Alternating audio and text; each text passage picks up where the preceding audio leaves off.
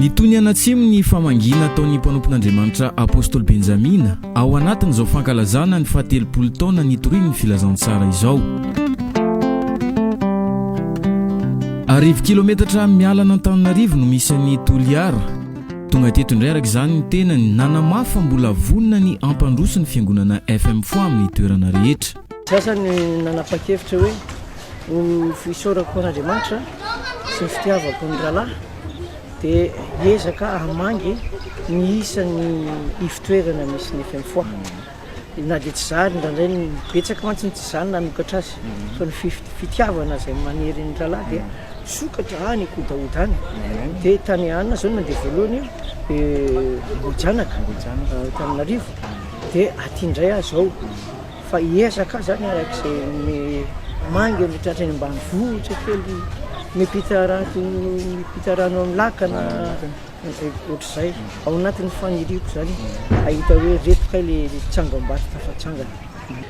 Voalohany zao aloha dia isaorana ny tompo satria nome natao tahaka ny andro lehibe ny andro sabata Masinandroany.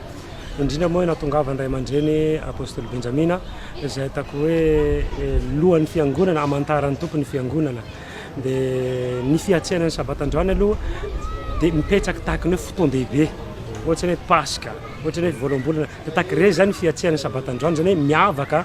Raha ohatra ka misy sabata andavanandro efa mahazatsika dia ohatrany hoe miavaka noho ny sabata rehetra zany ny sabatandroany noho ny fahatongavan'ny vahiny aloha voalohany na dia eo ary ny fanatsihan'ny tompo sy fiasan'ny fanamasin'Andriamanitra tao anatin'izay.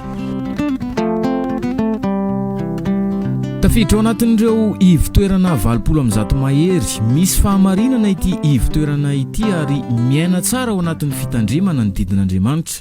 Ny antony tena naharesy lahatra anazy zany tamin'izany nisy rahalahy anankiray zany efa tonga taty izy dia nijery ny fampianarana taty dia isaky ny rava sabata zany ireo dia mitantaramiko foana zany izy hoe zao zavatra misy tao, zao zavatra misy tao. Dia ary nambaranay tamin'izay zany le fotom-pampianarana Genève 17 hoe momba ny didy. Dia raha nampitahaiko zany le lalàn'Andriamanitra zay resan'ny rahalahy tandremana ato amin'ny fiangonana Genève 17 dia tsy mitovy. Hitako tena mifanalavitra be zany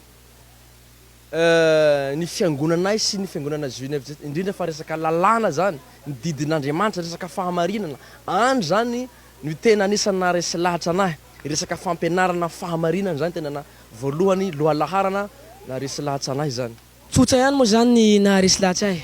Nisy rahalahy namanay anankiray zay zany miray toerana aminay izy Betania dia sendra nipetrapetraka tena andalana zany zahay dia tonga amin'izay nisaresaky zahay mizokony hoe njatsika tsy mivavaky voavondry avao ka le namanay anankiray ka mahare dia niteny amin'izay hoe andao asany fa misy raha tiako teneninareo asany.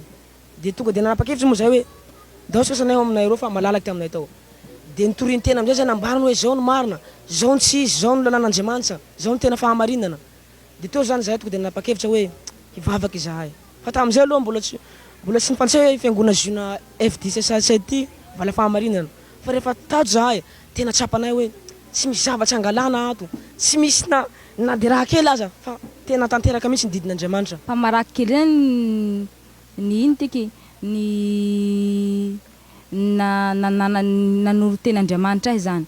Dia ato zany nahitako hoe teny Andriamanitra samba vao hitako zany fa mbo tsy nahita fa 10 taona vavaka tamin'ny Ladiste Evangelika aho fa mbo tsy nahita fampianara zany amin'ny fampianara tena hoe izay zany le fampianara hoe hidira amin'ny fiainana mandrakizay.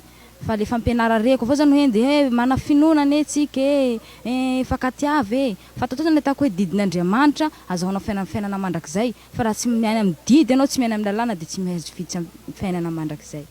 Ny fampianarana ao anatin'ny fiangonana anankiray dia tsy maintsy miteraka fanomezam-pahasoavana.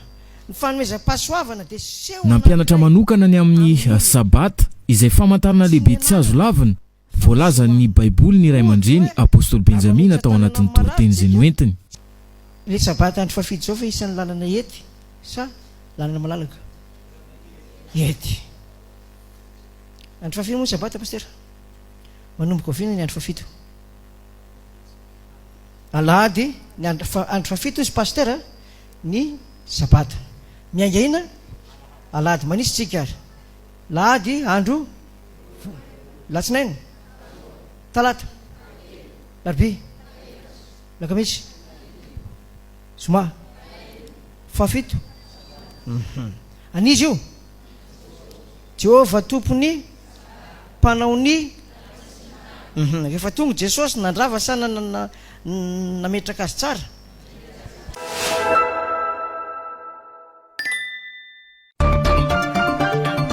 Isan'ireo vokatra tao anatin'izay 30 taona nitorian'ny filazantsara izay ihany koa raha ny vondrombavaka FM Foatoliara no resahany. Tsy diso anjara ao anatin'ny fampahirezana sy ny fampatsiahivana ny amin'ireo lalana izay nodiaviny tao anatin'izay ihany koa ny mpanompon'Andriamanitra raha nampahery ny mpino izay tonga ny vavaka teto. Lazao kely leo kaikiny tsy manatsiny ianao raha mivavaka ho amin'ny marary ianao tsy manatsiny ianao amianaran'i Jesosy 30 taona zay nanao zay tsy nanatsiny tsy voateny tamin'izany fa maninona ny roanao ny legony fa maninona natsanganao ny marary tany amin'ny hôpitaly fa maninona zao fa ozy ny tompo hoe soratanao ny boky ny fiainana ny olona zay mino azy. Amen. 5 décembre 1988 décembre 2019 tsika zao dia efa 30 taona tokoa ny fitoro filazantsara mandritra an'izay 30 taona zay ny fizotsany filazantsara aloha tena hita hoe mandroso araky tenin'ny tompo ndray faminana misy teny tompo mana hoe ny zavatra vitanareo hery taona tsy vitan'ny Babilôna anatin'ny arivo taona dia eo zany mametraka zany zay te zavatra ny tompo ary tompony asa mametraka an'izay fandroso fomba fandroson'ny fiangonana zay voamandraka ve zao mpanompo ny amiko ny fandroson'ny fiangonana mandritra an'izay hoe nitoriny ray aman-dreny apôstôly nanomboka tamin'izy zay raha la Benjamina nyroso tao amin'ny hoe mahapastera anazy indrindra ao anaty zao ositra apôstôly avolentandrinanatsy an'ny tompo zao hoe tena hita hoe mandroso be zany fiangonana tsy araka zay hoe nieretseretana maha olona anazy fa ny fitondran'Andriamanitra mavesa sy de mavesa sady tsara de tsara dia izay no mahatonga anay mahasaky mametraka hoe mandroso ny fiangonana mandritra an'izay 30 taona zay. Betsaka ny zavatra hita tao anatin'izany 30 taona zay nandritra zay 30 taona zay satria tsy mbadika tao anatin'ny minitra vitsivitsy ny fiainako rehefa tonga ilay antson'Andriamanitra hoe tianao Jesosy ka mibeba raha ohatra hoe mpampianatra zany lasa profetezima dia mbola mety tsara fa ty zany tena avy any amin'ny hoe ataontsika hoe zao tontolo zao hoe na maizana no ny alana ho ao amin'ny fanomponan'Andriamanitra na hoe ao amin'ny mazava ka raha ho tantarantsika zay 30 taona zay dia tena angambontsika raha-pitsy maraina mbola eto fa azo lazaina hoe eniky ny fahasoavan'Andriamanitra ny fiainako ary tao anatin'izany fahasoavana zany nahitako fahamarinana be dia be izay tsy sakotra amin'ny fiangonana efa misy no anao anovany azy satria ny azy efa stéréotypé tsy afaka miovatsony dia reny fahasoavana meny tompo reny no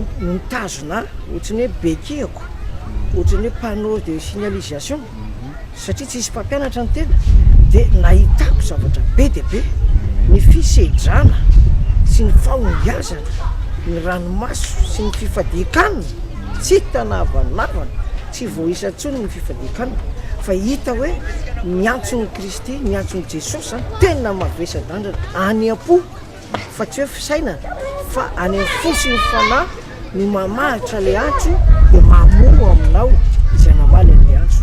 Miezaka mivelatra sy miara-metana araka izany rehetra mba azahoana vokatra tsara ampandrosoana ny aty amin'ny faritra atsimo. Inona araka izany ny androsoany ity faritra ity amin'ny firaisan-kina mba hisian'ny fahagagana sy ireo fahasoavana maro samihafa izay entin'ny fanahy mason'Andriamanitra ampandrosoana ny fiangonana.